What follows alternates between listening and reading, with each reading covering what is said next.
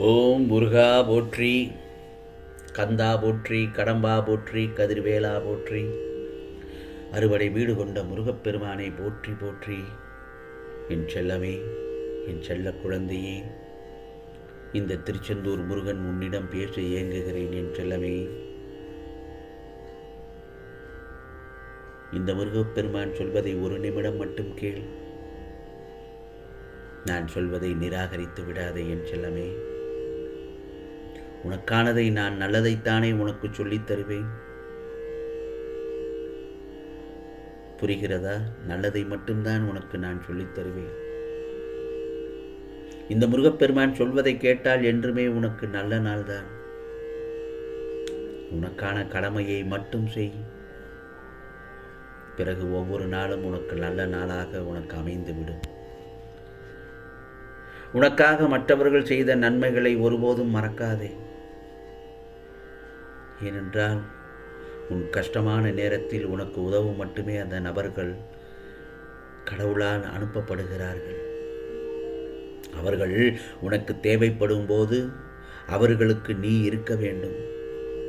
யாரெல்லாம் சொல்ல முடியாத கஷ்டத்துடனும் வேதனைகளுடனும் கவலைகளுடனும் இருக்கிறார்களோ அவர்களுடைய அனைத்து கவலை, கஷ்டம், மனவேதனை நிச்சயமாக போக்கி உனக்கான நல்லதொரு செய்தியை அவர்களிடத்தில் சேர்த்து விடுவேன். கவலைப்படாதே என் செல்லமே.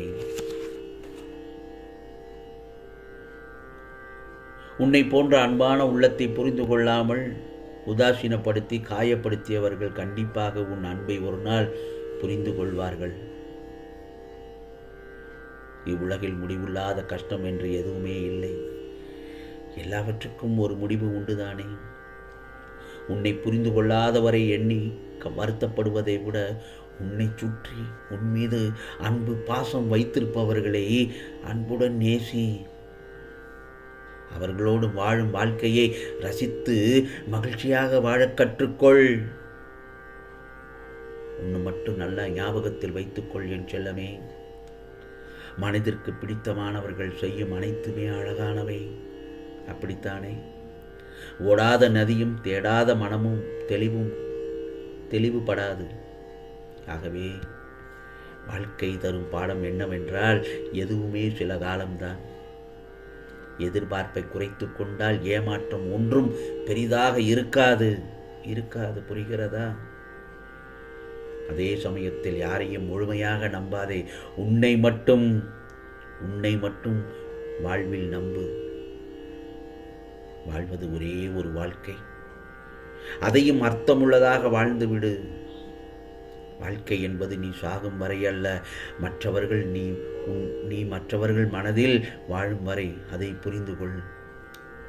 உன் மனம் ஒன்று மட்டும்தான் உன்னை வீழ்த்தக்கூடிய ஆயுதம். ஆகையால் அது தெளிவாக இருக்கும் வரை நீ எவராலும் வீழ்த்தப்படுவதில்லை. உன்னை யாராலும் வெல்ல முடியாது. உனக்கு நீ நல்லவனாக இருந்தால் மட்டும் போதும். மற்றவர்களுக்கு நீ கெட்டவனாக தெரிந்தால் அது உன் குற்றமில்லை. இன்பத்திலும் துன்பத்திலும் மனம் விட்டு பேச துணை இல்லாத போதுதான் தெரியும் உண்மையான அன்பின் பெருமை. எனவே உன் வாழ்க்கை துணையை அன்புடன் கொண்டு செல். மௌனத்தில் வார்த்தைகளையும் கோபத்தில் அன்பையும் உணர்ந்து கொள்வதுதான் அந்த உறவு. அதனால் தான் சொல்கிறேன், அந்த அன்பான உறவுடன் உன் வாழ்க்கை துணையுடன் புரிதல் இருந்தால் பிரிதல் இல்லை என் செல்லமே. விரும்பும் பொழுது விரும்புவதை விட வெறுக்கும் பொழுதும் விரும்புவதே உண்மையான அன்பு. விரும்பும் பொழுது விரும்புவதை விட வெறுக்கும் பொழுதும் விரும்புவதே உண்மையான அன்பு. விட்டுக்கொடு.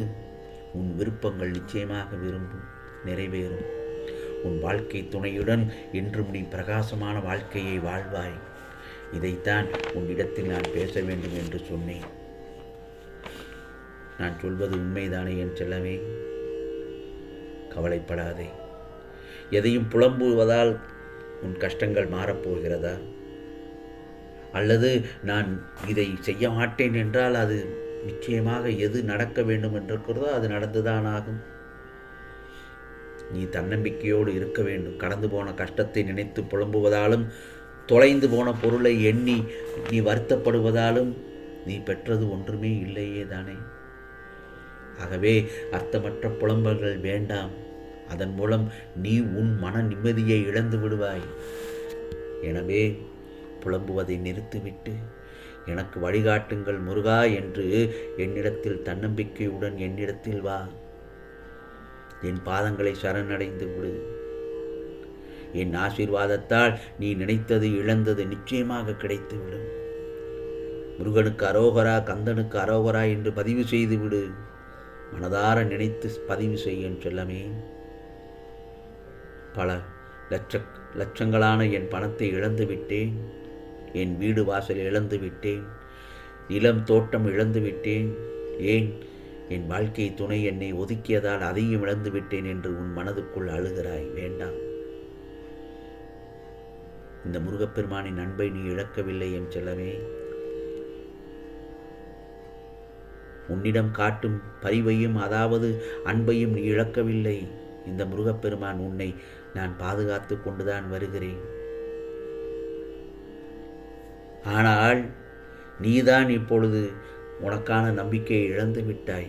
என் மீது வைத்திருந்த நம்பிக்கையை இழந்து விட்டாய். அதனால்தான் எல்லாமே இழந்து விட்டேன் என்று இப்படி புலம்புகிறாய். நீ என்ன கொண்டு வந்தாய்?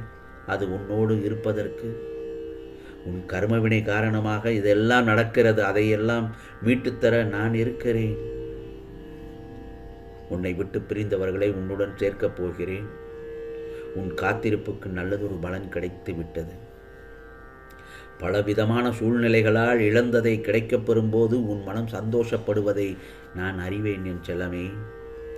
உன் வாழ்க்கை பாதை மாறப்போகிறது, கவலைப்படாதே. மகிழ்ச்சி பெருகப் போகிறது, கவலைப்படாதே. இந்த முருகப்பெருமானின் அனுமதி இல்லாமல் உன்னை யாரும் துன்புறுத்தி பார்க்க ஆசைப்படுபவன் என்னை துன்புறுத்தி பார்ப்பதற்கு சமம்.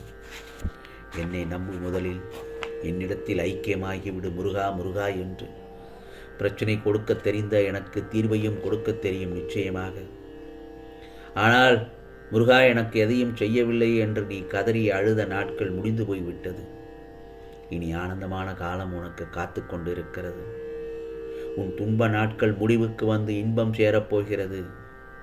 கடந்து போன காலத்தினை பற்றி கவலைப்படாதே. உன் லட்சியத்தை அடைய எத்தனை தடவை நீ தோற்றாலும் தடைகள் வந்தாலும் இழிவாக யார் பேசினாலும் தளர்ந்து மட்டும் போகாதே.